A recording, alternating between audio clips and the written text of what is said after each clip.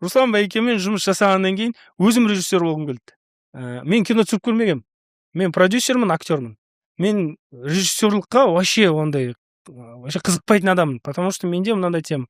Әркім өзінің жұмысын жасау керек. Сіз режиссерсіз ба, мен сізге тапсырамын, мен өзім бауырларым бар режиссер, соларға тапсырамын. Өздері түсіреді, мен киномды өздері түсірген деген сияқты. Руслан байкемен жұмыс жасағаннан кейін біртүрлі андай режиссураға көзқарас ашылып кетті де, мен ондай түсіріп көргім келіп, сондай болды. Творческий жағынан, андай мәміле жағынан өте жақсы бір-бірімізді не істеп қалдық. Жақындап бір-бірімізге түсініп қалдық. Ішкі дүниемізде, сыртқы дүниемізде былай бір-бірімен келісіп қалды.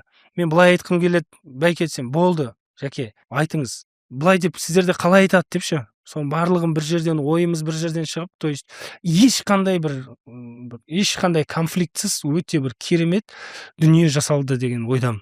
Бірге. Сол себептен ол кісіге тек қана ризамын. Болашақта Алланың қалауымен шақырып жатса, мен тек замын келуге.